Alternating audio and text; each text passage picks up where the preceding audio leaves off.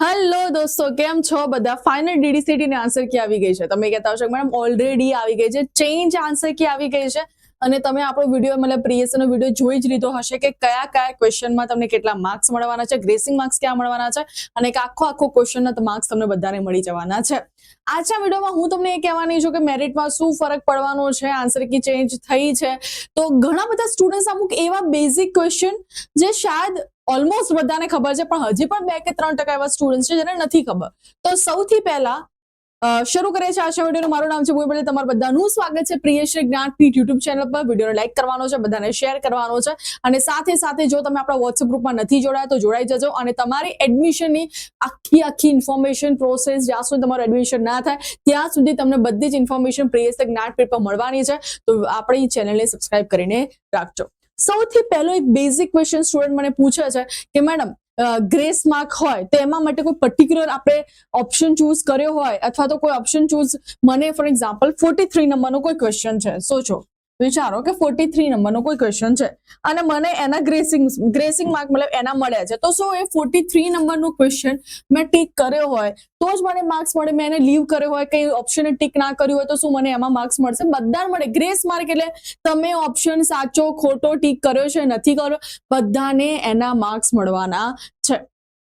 પણ સૌથી પહેલા જ્યારે ડીડીસીટી ની વાત કરું છું ને ત્યારે મારે તમને એક વસ્તુ કહેવી છે કે વાય પીવી બેસ્ટ. પીવી કેમ બેસ્ટ છે? જ્યારે આપણે શરૂઆત કરી હતી ડીડીસીટી નું, તમારું પેપર પત્યું, આન્સર કી આપણે આ પેપર સોલ્યુશન કરાયું અને એક ક્વેશ્ચન જેમાં બધાને ગ્રેસિંગ માર્ક મળવાના છે, જેમાં આન્સર કી નો આન્સર ચેન્જ થઈને આવ્યો છે અને એ શું આવ્યો છે હું તમને કહું.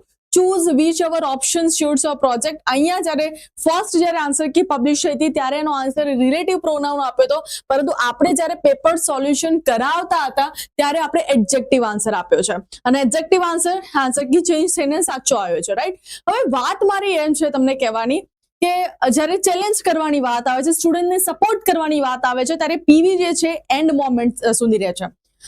એઝ અ ટીચર કદાચ આન્સર કી ચેન્જ થઈને હું મારું ઓપિનિયન પણ ચેન્જ કરી શકતી હતી કે હા સોરી વિચ એવર તો પ્રોનાઉન પણ થઈ શકે. ના, અહીંયા મેં ઘણા બધા પ્રૂફ હું તમને બતાવવાની છું કે પીવી બેસ્ટ કેમ છે. અને તમારે જો ડીડીસીટી ભણવું છે, મતલબ જો તમે સ્કીપ કરવાના છો, જો તમે 1 વર્ષનો ગેપ લેવાના છો વાંચવા માટે ફરીથી ડીડીસીટી આપવાના છો, તો ભાઈ આપણી પ્લેટફોર્મ પર જોડાઈ જજો. અને તમારા જે જુનિયર્સ છે જે ડીડીસીટી માટે કઈ સારું પ્લેટફોર્મ શોધી રહ્યા છે તો તેમને આપણું સજેસ્ટ કરવાનું છે. એનું રીઝન હું તમને કહું. સૌથી પહેલા જ્યારે વાત કરીએ ને દોસ્તો, ત્યારે મેં તમને એ તો પ્રૂફ આપી દીધું હતું કે આ આન્સર ચેન્જ થયો છે, એડજેક્ટિવ મેં ટિક કરાયો તો. હવે ઘણા બધા સ્ટુડન્ટ્સ મને कहता था मैम बीच एवर रिलेटिव प्रोनाउन होता है, एडजेक्टिव नहीं हो सकता. मैंने बोला हो सकता है. मतलब ઘણા બધા સ્ટુડન્ટ્સ છે ને મને એવું કહેતા હતા આન્સર કી ચેન્જ, જ્યારે આન્સર આવ્યા ત્યારે કે મેડમ આન્સરમાં તો તમે તો એડજેક્ટિવ ટિક કરાયું છે પરંતુ આન્સર की માં તો પ્રોનાउन વાળું આપ્યું છે, तो प्रोनाउन ही सही हो सकता है. But as a teacher I know that कि उसका आंसर एडजेक्टिव ही आना चाहिए और एडजेक्टिव ही हो सकता है.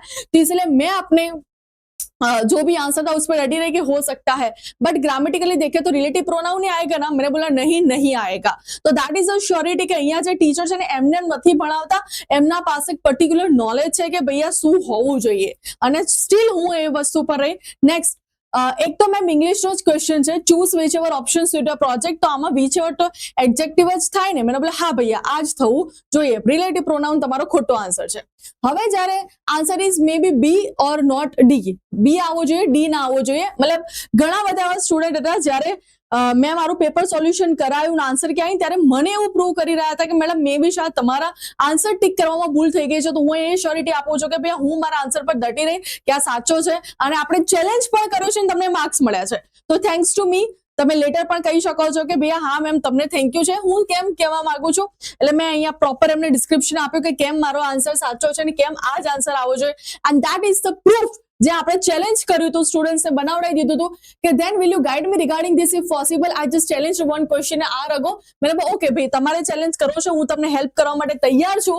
અને એમને મને કીધું હતું આખી પીડીએફ બનાવી, is it okay? I am saying done. અને આ ભાઈએ ચેલેન્જ કર્યું હતું. ભાઈ છે કે બેન છે મને નથી ખબર, પણ આમને ચેલેન્જ કર્યું હતું. એટલે તમને જે માર્ક્સ મળ્યા છે ને કે એડજેક્ટિવનું જેને ટીક કર્યું છે એમાં ભાઈ આપણો પીવી નો ઘણો બધો ફાળો છે, ઘણો બધો ફાળો છે. અહીંયા કાલે જાય ma'am I want to challenge this question but I am confused about what the proof reference should be uploaded in the objection, will you please guide me. તો આપણે એને પ્રોપર લખીને આપી દો કે તમે શું લખી શકો છો. ઓકે. અને yes, this is how Priyasar Vidyapeeth team work. એટલે ક્યાંય પણ ભણતા પહેલા વિચારી લેવું કે તમે જે પ્લેટફોર્મ પર ભણી રહ્યા છે શું તમને એન્ડ મોમેન્ટ તક સપોર્ટ કરવાનું છે. એવું તો નહીં કે ભાઈ એક્ઝામ પતી કામ ખતમ ને ભાઈ તમે તમારા રસ્તે હું મારા રસ્તે. and this is the proof હું તમને અહીંયા આપી રહી છું. એક્ઝામ પતી, આન્સર શીટ આવી, આન્સર ખોટા હતા, સ્ટુડન્ટે મેસેજ કરે કે મેડમ આન્સરમાં તો આ કીધું છે, તમે આ ટીક કરાવ્યું છે, આમ saying નહીં ભાઈ આ સાચો છે. એ ક્વેશ્ચન માટે આપણે ચેલેન્જ કરાયું અને ચેલેન્જના માર્ક્સ પણ મળ્યા. એટલે ધીસ ઇઝ ધ પ્રિયશ વિથ આપણી ટીમ કઈ રીતે કામ કરી રહ્યું છે તમને ખબર પડી જ રહી છે. અને આ જ રીતે તમે સપોર્ટ કરો છો, સપોર્ટ કરતા રહેજો. અને તમારા જુનિયર્સને DDCT માટે ખાસ કહેજો કે ભાઈ આ એક એવું પ્લેટફોર્મ છે જે ખાલી ને ખાલી તમારી DDCT એક્ઝામ નહીં, પરંતુ એના પછી જો એવું કોઈ ક્વેશ્ચન આવે છે જેમાં એમને ચેલેન્જ કરવું જોઈએ, જેમાં એમને લાગે છે કે ભાઈ આવું જ થવું જોઈએ, તો એ તમને એમાં પણ હેલ્પ કરે છે. અને તમારી એડમિશન પ્રોસેસ માટે તો ઓલવેઝ આપણે અવેલેબલ રહીએ છીએ. તો જેને પણ લાગતું હોય કે પ્રિયશ વિદ્યાપીઠ ટીમે તમને DDCT 2026 માટે અનહદ સપોર્ટ કર્યો છે, અહીંયા કમેન્ટમાં લખી દેજો. અને thank you so much support કરવા માટે. ટેક કેર દોસ્તો, જય શ્રી કૃષ્ણ, રામ રામ.